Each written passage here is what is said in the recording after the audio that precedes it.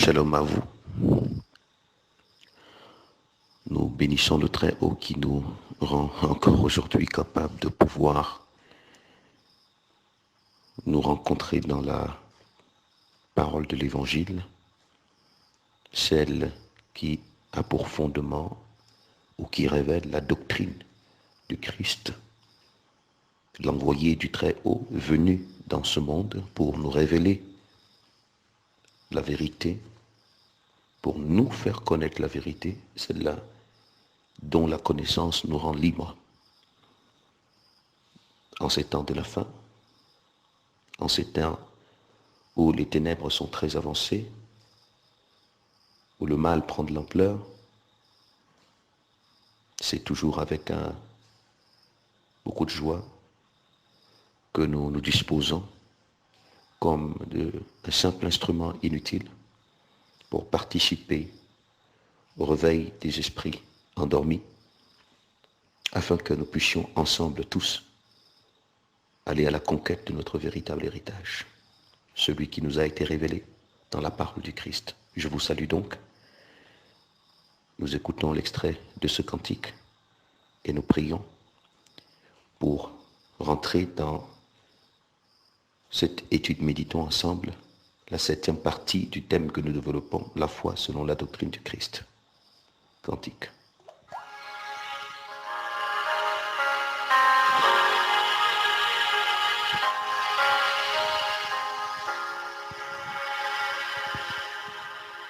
Oh, c'est toi, oui, toi, uniquement toi, notre besoin.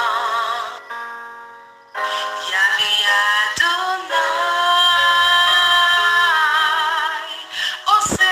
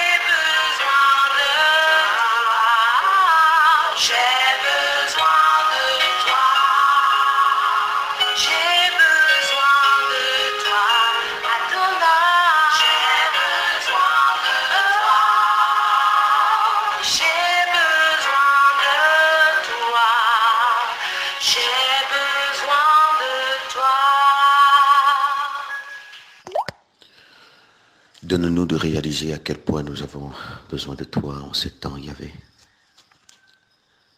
Toi, la véritable richesse, la véritable sagesse, l'inestimable bonheur, l'incomparable Créateur, dont l'amour pour nous est infini et se révèle en ce que tu as donné ton Fils.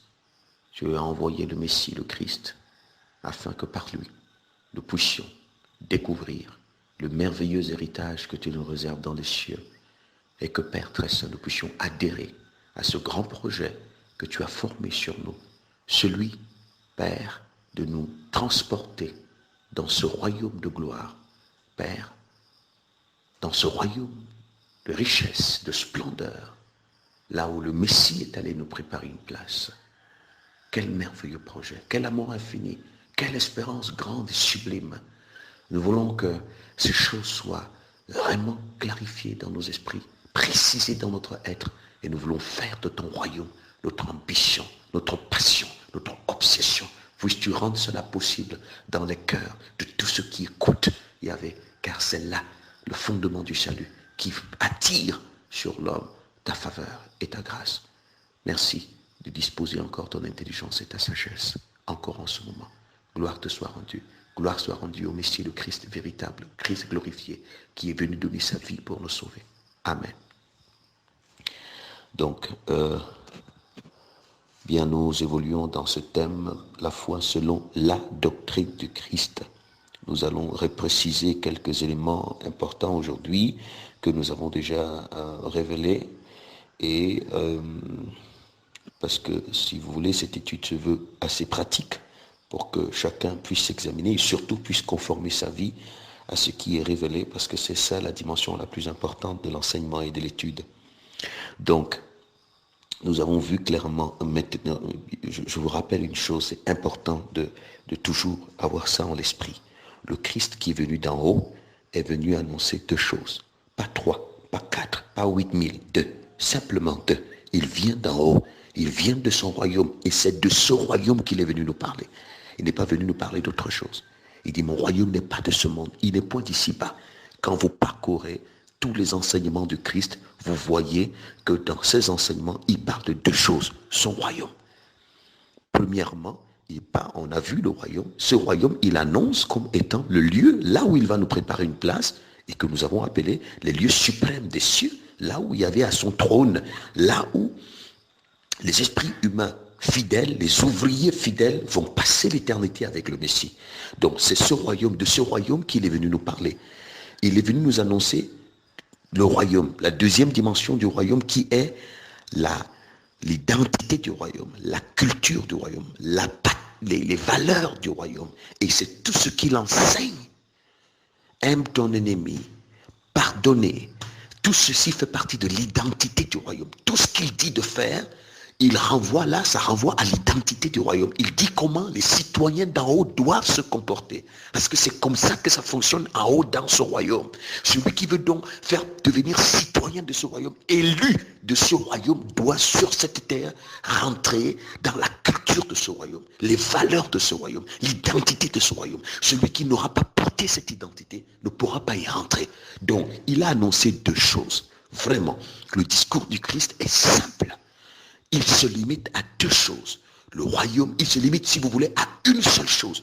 Le royaume des cieux, le royaume de Dieu, son royaume à lui. C'est la seule chose qu'il annonce. Maintenant, ce royaume a deux dimensions.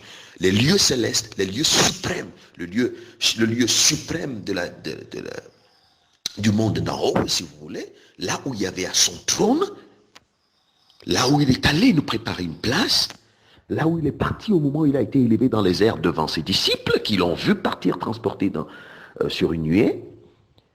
Et la deuxième dimension du royaume qui est son identité, sa nature, ses valeurs, sa culture, ses traits de caractère. Voilà ce qu'il est venu annoncer. Le Christ n'a rien à voir avec le monde et les choses qui sont dans le monde. Rien à voir. Il dit le prince de ce monde. Dans ce monde, il y a un autre prince. qui vient, il n'a rien en moi. Moi, je viens vous annoncer le royaume duquel je viens, moi. C'est là que vous êtes destinés. C'est là que je suis venu vous l'annoncer. Si ça vous intéresse, celui qui veut me suivre maintenant, je rentre dans mon royaume. Je suis venu vous annoncer mon royaume. Maintenant, je repars dans mon royaume. Celui qui veut me suivre, si ça l'intéresse, qu'il me suive. Mais seulement qu'il renonce à lui-même. Qu'il renonce à lui-même. Et maintenant, qu'il porte sa croix et qu'il me suive pour me retrouver là-haut. Et c'est là que naît la foi. Donc la foi vient de ce qu'on entend. Ce qu'on entend vient de la parole de Christ. La parole de Christ a annoncé le royaume. Là où il est allé nous préparer une place, l'identité qui permet d'y accéder. C'est tout. Et nous avons vu hier la définition de la foi selon les Écritures. La foi est une ferme assurance des choses qu'on espère, une démonstration de celles qu'on ne voit pas. La foi ne démontre pas ce qu'on voit. La foi est une ferme assurance des choses qu'on espère. Ces choses-là, ce sont celles qu'on ne voit pas, mais que la foi amène à la démonstration. Et nous avons vu que cela veut dire, les choses dont nous l'avons vu, ce sont les choses d'en haut, selon Colossiens chapitre 3, verset 1-3, et non celles qui sont sur la terre. L'apôtre Paul l'a bien précisé à Colossiens. Donc la foi fixe son espérance sur les choses d'en haut, et non celles qui sont sur la terre. C'est normal, puisque la foi vient de ce qu'on entend. Et ce qu'on entend vient de la parole de Christ. Et ce que le Christ a annoncé, c'est le royaume d'en haut. C'est normal que la foi fixe son espérance sur le royaume d'en haut et non le royaume de la terre. C'est normal. Je dis bien la foi selon la doctrine du Christ. Je ne parle pas de la foi selon les hommes, selon le monde. Parce qu'il y a aussi cette dimension de foi. Et d'ailleurs que nous allons voir aujourd'hui. Bien. Et donc, pour nous résumer, la foi a pour espérance le royaume, si vous voulez, le royaume de Dieu qui est donc le discours du Christ, le fondement de son discours. Le royaume de Dieu est l'espérance céleste de la foi. Le royaume de Dieu est le visage terrestre de la foi. Je me reprends. Le royaume de Dieu, qui est ce que le Christ est venu annoncer aux hommes, est l'espérance céleste de la foi. Je m'engage, j'adhère pour suivre le Christ dans son royaume qui n'est pas de ce monde, qui n'est pas d'ici-bas, là où il est allé me préparer une place. La foi, dont le royaume de Dieu, est l'espérance céleste de la foi. Ce royaume qui est le lieu là où le Christ est allé me préparer une place. C'est l'espérance céleste de la foi. Maintenant, le royaume de Dieu qui est l'identité, le royaume de Dieu qui est l'identité que l'homme doit vivre sur cette terre pour montrer qu'il veut aller dans ce royaume lieu, le royaume de Dieu est le visage terrestre de la foi, c'est-à-dire royaume identité, royaume nature du Christ, royaume doctrine du Christ, royaume mode de vie du Christ. C'est ça le royaume. Il dit le royaume est parmi vous, c'est-à-dire l'identité d'en haut est venue se révéler à vous. Donc le royaume de Dieu, lieu céleste, là où le Christ est allé nous préparer une place, c'est l'espérance céleste de la foi, l'aboutissement de la foi, l'accomplissement de la foi. Là où il allait me préparer une place, je veux le retrouver là-bas. L'apôtre Paul dit, je suis pressé, si ça ne dépend que de moi, je veux aller retrouver mon maître. Mais où? Dans le royaume. C'était ça l'espérance de Paul. Donc le royaume de Dieu, qui est ce que le Christ a annoncé, est l'espérance céleste de la foi. Maintenant, le royaume de Dieu aussi, l'identité qui caractérise ces lieux célestes, le royaume de Dieu est l'espérance, le visage terrestre de la foi. Ce qui montre donc que j'ai cru, que j'ai adhéré au Christ, à son projet, c'est l'identité que je porte en moi et que je manifeste. C'est ça qui prouve que j'ai vraiment adhéré. Pour dire ceci, le royaume de Dieu a besoin des ouvriers qui travaillent pour lui, au travers desquels ce royaume se rend visible. Par la foi, je permets au royaume de Dieu, dans son identité, dans ses valeurs, dans sa culture, dans sa tradition, de se manifester au travers de moi, sur la terre, afin qu'il soit connu au travers de moi. Donc par la foi, je deviens un instrument de promotion du royaume des cieux sur la terre. Donc par la foi, je permets. C'est un peu comme quelqu'un qui va décider de devenir américain, français, je ne sais pas, quand il adhère à cette identité, il décide de participer à la promotion de la culture, des traditions et des valeurs de la patrie à laquelle il a adhéré. Il décide d'en faire la promotion. Donc, celui qui adhère au Christ, le signe qu'il a adhéré, c'est que l'identité du royaume commence à se manifester au travers de lui. Or, par quoi est-ce que le royaume des cieux se révèle sur la terre? Le Christ est le modèle. Il est le modèle. Donc, à partir de lui, on peut comprendre comment le royaume des cieux apparaît sur la terre au milieu des hommes. Par quoi? Quels sont les éléments à partir desquels le royaume se révèle aux hommes? Regardez le Christ. Et il a fait exprès de vivre cette condition dans laquelle il a vécu.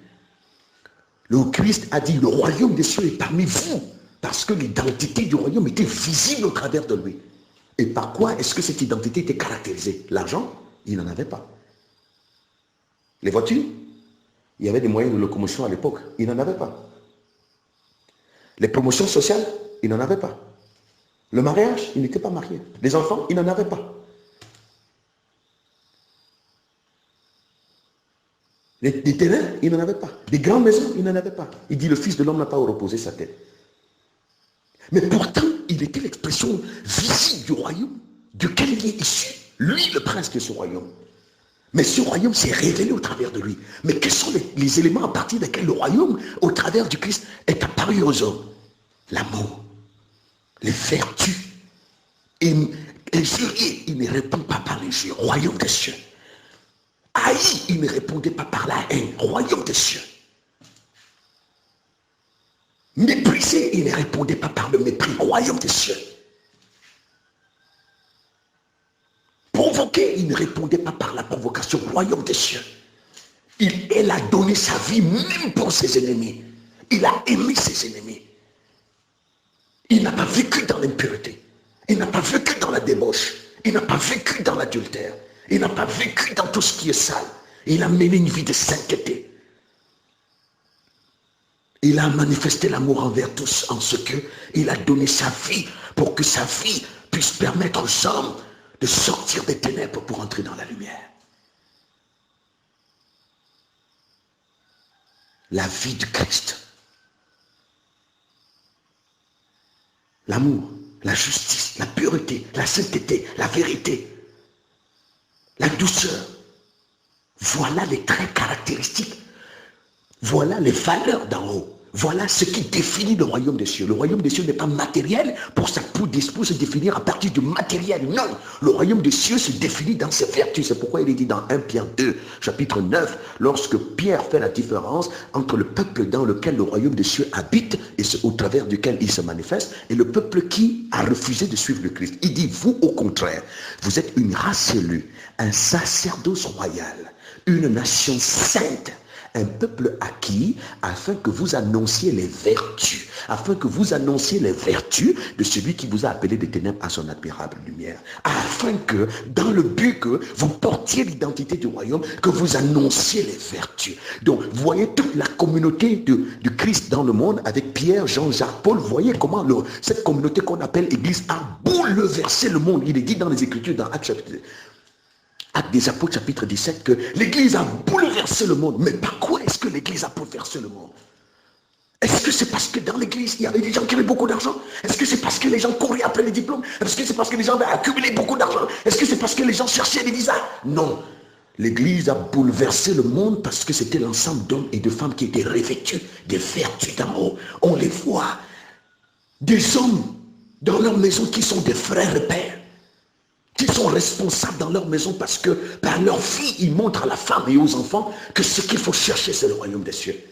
Des hommes qui sont des prêtres, vrais prêtres dans leur maison, par leur manière de vivre, par leur caractère, par leur identité, par leur comportement. Ils montrent qu'ils sont vraiment des citoyens d'en haut et ils enseignent à la femme, ils enseignent aux enfants ce qu'il faut chercher. Des femmes vertueuses, soumises à leur mari, qui portent les vertus, qui ne mettent pas les pressions sur le mari pour aller dire, donne-moi l'argent, je veux ma coiffure, je veux... Non, qui mettent plutôt des pressions au mari pour dire, va chercher le Seigneur, va épouse le Christ, révèle le royaume, manifeste son caractère, et que ça devienne notre nourriture dans cette maison. Des femmes qui mettent des pressions pour que le mari aille plutôt chercher le trésor d'en haut, chercher les vertus d'en haut, pour que la maison soit pleine de vertus. Même s'il n'y a que le manioc, même s'il n'y a que de l'eau, dans une maison avec des vertus, c'est une maison là où règne la paix, là où règne la joie, parce que le royaume des cieux est là, dans cette maison. C'est ça la foi. Là où le royaume des cieux habite, les ténèbres sont chassées. Là où le royaume des cieux vient, la haine est détruite. Là où le royaume des cieux vient, la malédiction est détruite. Parce que le royaume des cieux, c'est la bénédiction. Le royaume des cieux, c'est la splendeur, c'est la grandeur, c'est la force. Donc, vous comprenez donc que c'est ces choses qui sont extrêmement redoutables. Ce sont ces choses terribles. Voilà la foi. La foi permet que le royaume des cieux apparaisse au travers de moi. Mais le problème, c'est que comme le royaume des cieux est constitué d'amour, est constitué de justice, de pureté, de sainteté, le cœur de l'homme était déjà rempli d'impureté, de méchanceté, de haine, de cupidité, d'égoïsme. Chacun ne vit que pour lui-même. Alors, pour que le royaume des cieux vienne, le royaume des cieux vienne pour se manifester au travers de moi, il faut que je renonce à ce que je suis. Il faut que je renonce au cœur que j'ai. Il faut que je renonce au convoitisme qui me caractérise. Il faut que je renonce aux passions que j'ai. Parce que ces passions seront détruites par l'avènement du royaume. Donc, pour que le royaume vienne par Fabrice qui vous parle, il faut que Fabrice accepte que le royaume du monde qui est en lui est là, qu'il soit détruit. Parce que le Christ paraît spécialement pour détruire les œuvres du diable. Et c'est pourquoi le Christ dit, si quelqu'un veut me suivre, pour pouvoir, pour entrer dans le royaume, ça veut dire qu'il veut vivre la vie que j'ai vécue. Mais quand vos cœurs sont déjà totalement corrompus, mais quand vos vies sont totalement souillées, mais quand vos caractères sont sales, il faut que vous renonciez à vous-même. Si tu ne renonces pas à toi-même, tu ne permettras pas au royaume des cieux de venir au travers de toi et de se révéler. Et par conséquent, tu n'y entreras pas. Parce que pour entrer dans le royaume, lieu céleste, il faut l'avoir manifesté sur la terre. Et c'est ça la foi.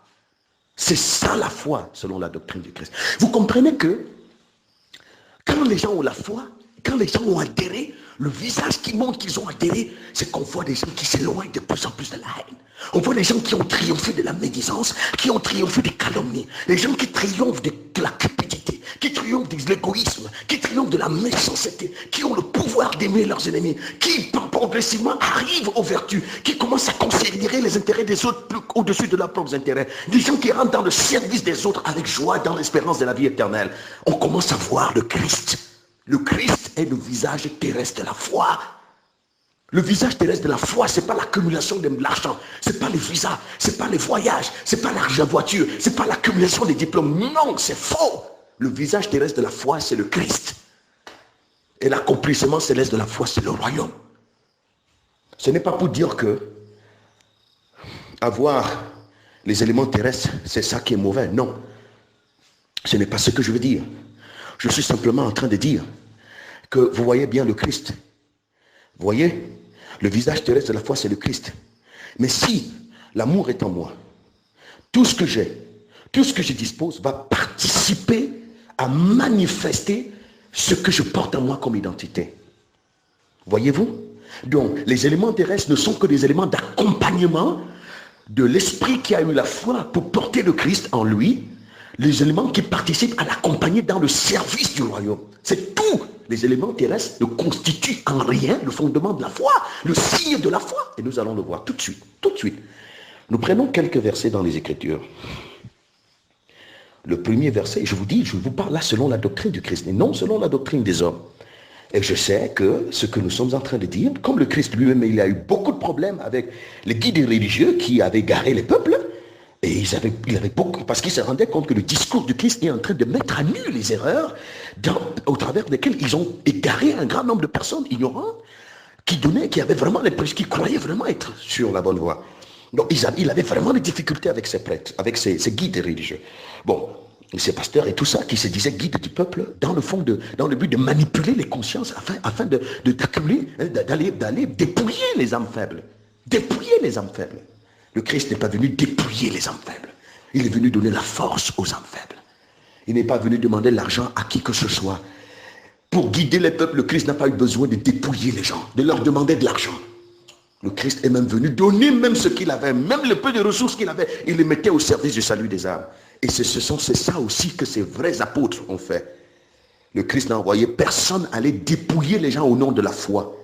Dépouiller les gens qui n'arrivent même pas à manger chez eux. On dit donne, il faut donner. Les gens n'arrivent pas à manger chez eux. Ils se dépouillent parce qu'ils espèrent qu'en faisant ça, Dieu va penser à eux. Parce qu'il y a des faux envoyés qui les trompent. Et aussi peut-être parce que c'est le désir de leur cœur. Le Christ vient sauver et il vient susciter des modèles qui montrent par leur manière de vivre aux hommes comment il faut vivre pour être sauvé. C'est ça que le Christ vient susciter. Alors nous prenons cette image de Marc chapitre 16, chapitre 10, autant pour moi. Marc chapitre 10. Marc chapitre 10, à partir du verset 17. Écoutons la lecture. Évangile de Marc chapitre 10, à partir du verset 17. Comme Jésus se mettait en chemin, un homme accourut et se jetant à genoux devant lui, « Bon maître, lui demanda-t-il, que dois-je faire pour hériter la vie éternelle ?»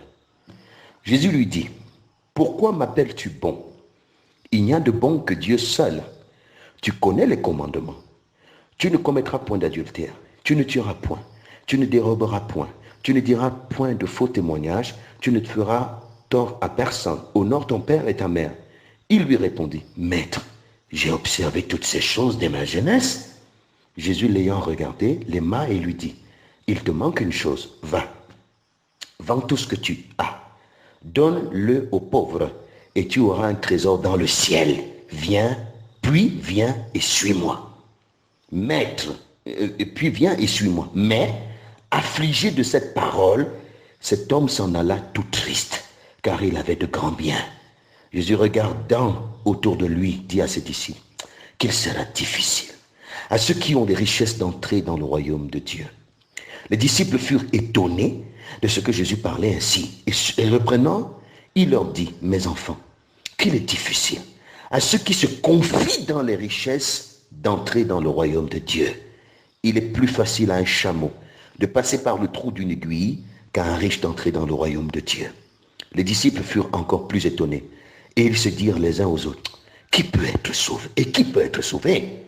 Jésus les regarda et dit, « Cela est possible aux hommes, mais non à Dieu, car tout est possible à Dieu. » Voilà une image extrêmement redoutable. Un monsieur qui s'était réalisé dans le monde, selon les principes du monde. Il a eu la foi pour avoir l'argent. Il a eu la foi pour faire prospérer ses affaires. Il a eu la foi parce que pour que vous puissiez réussir dans vos entreprises, il faut que vous adhériez aux principes établis par les stratégies commerciales, les stratégies du système. Donc, si vous n'adhérez pas, si vous n'avez pas la foi, vous ne pouvez pas faire marcher votre business. Donc, pour que vous puissiez réussir selon les canaux prescrits par le monde, il faut bien que vous puissiez adhérer, donc avoir la foi. Donc, il a eu la foi inspirée justement du monde pour pouvoir réussir dans ses entreprises. Maintenant, le Christ, il vient dire, mais quand je t'écoute là, tu annonces seulement, si ce que le monsieur est venu demander, c'est ce que le Christ annonçait. Il est venu dire au Christ, mais qu'est-ce que je dois donc faire pour avoir ce que tu annonces? La vie éternelle. Ça veut dire que c'est ce que le Christ annonçait. Mais écoutez, si le Christ annonçait les 7 techniques de prospérité, les 8 techniques de percée financière, il allait venir dire, mais comment je peux faire pour maîtriser ces techniques pour réussir encore dans mes entreprises? Mais malheureusement, ce n'est pas ce que le Christ annonçait. Ce n'est pas ce que le Christ annonçait aux gens. Les 7 techniques de percée financière, les 6 techniques de percée étrangère, les 9 techniques de pénétration, je ne sais quoi de quelle sphère. Non, il est venu annoncer la vie éternelle, c'est tout. Il dit, qu'est-ce que je dois donc faire pour obtenir ce que toi tu passes ton temps à annoncer là? La vie éternelle, parce que je crains de quitter mon corps et d'être rejeté par le Créateur. Qu'est-ce que je dois faire pour avoir le genre de vie que tu mènes et puis pour avoir l'espérance que je vais entrer dans le royaume? Qu'est-ce que je dois faire? Moi, businessman, moi avec tout ce que je possède, le Christ, comme il le connaissait, c'était un juif. Et il sait très bien la malice qui caractérisait les juifs dans l'observation des ordonnances que Moïse avait prescrites. Il lui cite un certain nombre de choses.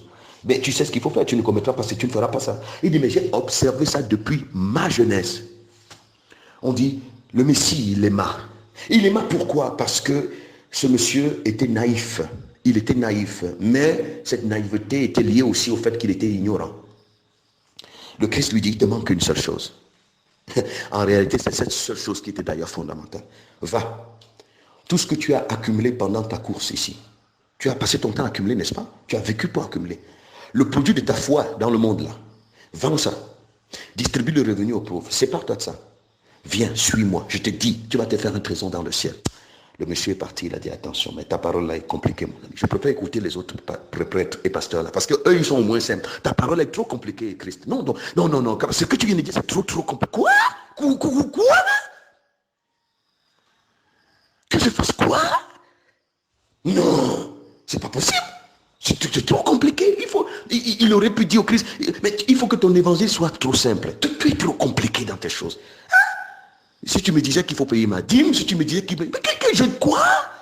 Non, tu es trop compliqué ton évangile là. Moi, je préfère écouter les autres envoyés de Dieu qui sont, ils sont au moins, ils nous comprennent, ils savent qu'on est fait de chair, ils savent qu'on est des pécheurs, ils savent qu'on est limité, ils savent qu'on a quand même des besoins sur la terre, ils savent que... Mais toi, tu viens me dire que non, c'est trop compliqué. Repars là où tu es parti là. Tu viens d'en haut, rentre là-bas. Mais à la fin, je sais que quand même la vie éternelle là, tu ne vas pas me refuser ça. Et le Christ dit, oh, qu'il est difficile pour ceux qui se confient dans les biens de ce monde. Qu'il est difficile, parce que quand il a dit, en réalité, c'est ça que le Christ voulait éprouver, il voulait éprouver cet homme. Il dit qu'il est difficile pour ceux qui s'attachent aux passions de ce monde. Il est difficile pour ceux qui s'attachent au devenir selon ce monde. Qu'il est difficile pour ceux qui s'attachent aux convoitises de ce monde. Qu'il est difficile pour ceux qui veulent la renommée dans ce monde. Qu'il est difficile pour ceux qui veulent réussir selon ce monde. Qu'il est difficile pour ceux qui aspirent à la gloire de ce monde. C'est ce qu'il voulait dire. Mais qu'il est difficile pour ces gens d'entrer dans le royaume. Parce que c'est incompatible. Vous ne pouvez pas suivre maman et désirer accéder à la voie. Vous ne pouvez pas servir de maître. Il est difficile. Parce que ça constitue des gros et des costauds contrepoids. Qu'il est difficile. Et les disciples étaient étonnés. Étonnés. Non, vous savez, le Christ est le principe de la création. C'est par lui que tout existe. Mais il avait le pouvoir, si ce monsieur même s'est déconnecté de tous ses biens, de venir il avait le pouvoir de lui redonner tout cela. Parce que c'est lui qui maîtrise la création. Souvenez-vous ce qui s'est passé avec Pierre. Lorsque Pierre est allé à la pêche, il n'a pas trouvé des poissons. Qu'est-ce que le Christ lui a dit? Repars, jette le filet, tu vas voir. Qu'est-ce que Pierre a ramassé? Des poissons au point où il est venu se prosterner pour dire pardonne-moi, je suis un pauvre pêcheur. Donc le Christ, c'est lui le maître de la création. S'il veut nous disposer la création, il va le faire. Il va le faire. Il voulait ça. Et il montrait à cet homme-là que tu as observé les ordonnances charnelles. Mais en réalité, tu n'as pas observé le commandement. Parce que le plus grand commandement, c'est que tu aimeras l'Éternel, ton Dieu, de tout ton cœur, de toute ton âme, de toute ta pensée, de toute ta force. C'est-à-dire que dans ton cœur, le seul désir, c'est l'Éternel. La seule passion, c'est l'Éternel. Mais tu vois, tu as échoué. Et si tu as loupé le premier commandement, tu as accompli quoi? Tu n'as rien accompli. En réalité, le Christ voulait l'amener à comprendre que tout ce que tu as observé, tu l'as observé en te disant qu'en faisant ça, ça va te permettre de réussir dans tes entreprises. Voilà.